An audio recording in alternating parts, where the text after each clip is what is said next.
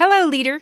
I'm dropping into your feed today outside of our normal episode schedule drumbeat with this pop-up episode that will sound different than usual.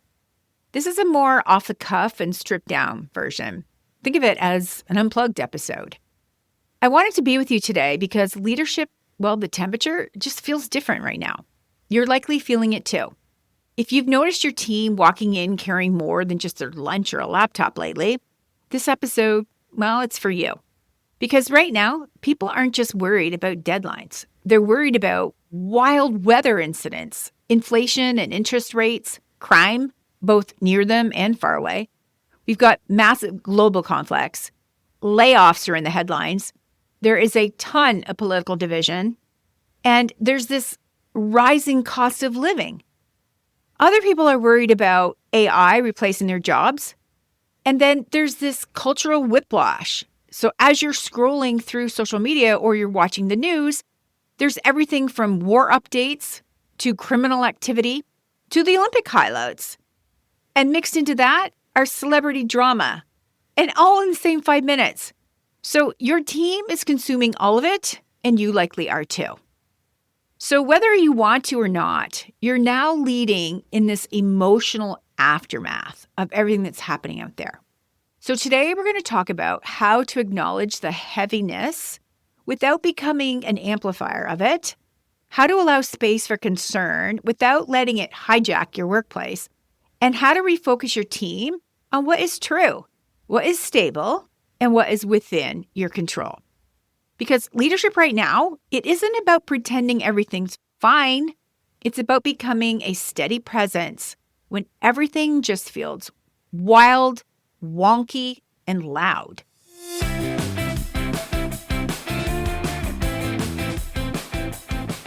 My clients are wrestling with this exact dilemma. They know their team is talking about world events at work. They don't want to police conversations or create a culture where people feel silenced. But at the same time, they are responsible for performance, safety, and of course, professionalism. They need people focused, they need mistakes avoided, and they need tensions managed before disagreements turn into any kind of coworker division. Because in real workplaces, distraction, it isn't just a convenience. It can lead to errors and it can lead to client impact, especially with their experience. It can also create friction, real friction between team members who have different points of view. And ultimately, the business owner, you're carrying the cost of this. So let's start here. You've got to acknowledge that your team is distracted with those anxieties.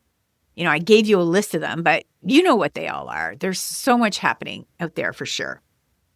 As their leader, you need to care for your team, but not take care of them because your team is not fragile. What they are is oversaturated right now. You cannot compete with the news cycle, but you can control the emotional climate in your workplace. So here are a few traps that leaders fall into when they're faced with these troubling times. Falling into extremes. So sometimes flipping from one extreme to another, all in the same day or week, which only adds to everyone's anxiety. Here's what I mean by that. Pretending nothing is happening, or turning team meetings into a commentary panel. When leaders rant about politics, constantly discussing the news, and they bond with their team over things like, can you believe how awful this is? They accidentally amplify everyone's anxiety. They normalize these distractions and they lower everyone's focus. And they literally pick and chip away at whatever level of psychological safety for those who disagree with what other people are saying at work. So here is your leadership rule number 1. You are not their news anchor.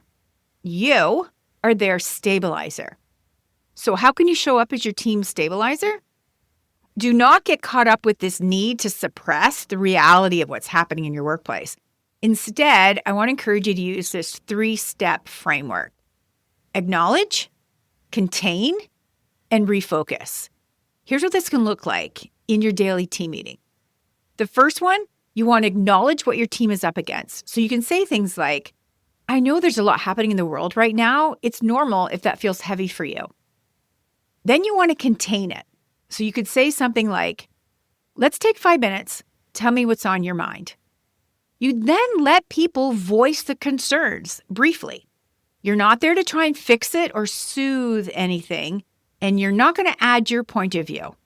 And remember, you are not their therapist, even if you actually are a certified therapist who owns a clinic. At work, you are their leader. And the third part of the framework is refocus. So you'd say something like this. And now, here's what's true inside our 4 walls today. So you want to bring it back to the clients you serve, the standards you hold, the goals you're pursuing, and the stability that you can create together. I used to remind my team that here at work, you can take a break from your worries. Here at work, this is your safe place. Here at work, you can think about other things than what's happening in your world and instead do things that you're great at. And we'll feel a whole lot better than sitting with everything that's troubling you. This kind of attitude builds emotional maturity, workplace boundaries, and of course, some professional focus. I'd also tell my team that when you notice these thoughts creeping back into your head, get up and move, refresh your drink, take a stroll to the window, jot the thought into a notebook, and then close it. Pop your headphones on, or simply take a moment to look around and see the great people and the impact that we're all having here together. Now, I know that sounds very Pollyanna, but it can work to help remind you and your team to take back control of their mood when they're here at work. Because your team doesn't need more outrage or more speculation and crime solving or more doom scrolling commentary. What they do need is clear direction, predictability, some fairness, a measured tone from you and everyone at work, and then, of course, focus. So by saying things like, we can care about the world and still care about doing excellent work today. Both can coexist, right? We can enjoy the Olympics. We can talk about music. We can celebrate wins. We can watch some great shows, and we can laugh at those pop culture moments. Joy is not ignorance. Joy is resilience. There have been many times on my project teams who were, they'd be struggling with their mood. There'd be some personality conflicts. There was all kinds of distractions. And of course, they would feel anxious.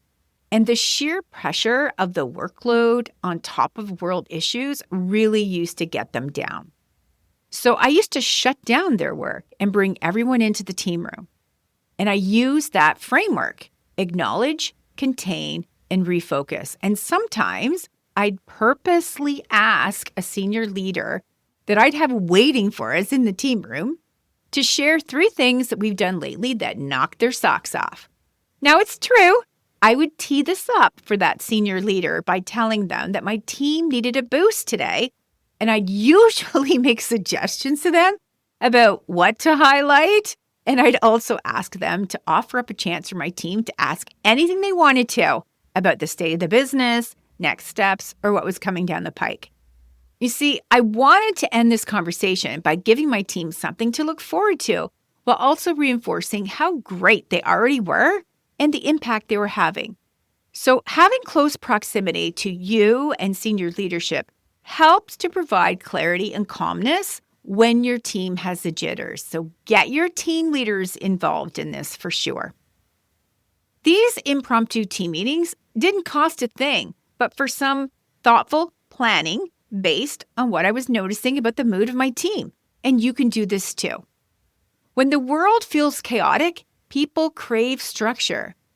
Now, I know that it can feel like the right thing to do is to wave off meetings, cancel one-to-ones, cancel those project reviews, reschedule client meetings during these stressful times. When our world outside of work, well, it can just feel like everything's a dumpster fire. But in reality, maintaining your structure wards off anxiety. It helps you and your team feel more in control and more focused because they know what they need to do and they know how to go and get it done. So before we wrap this up, I want to take a second and acknowledge you. in this reminder. Your energy sets the tone.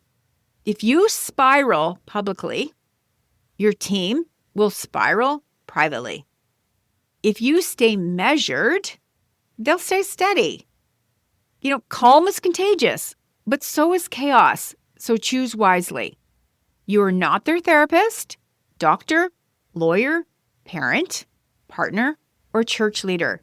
You are their employer and leader. You cannot solve global instability, but you can create a stable team environment at work. You can also create a fair workplace. And you can create a place where work feels purposeful, even if it's only for a few hours, where people can come and feel grounded. So take care, and I will see you on our next episode. This is Ellie. Come back next Tuesday. My Mimi will have another episode for you.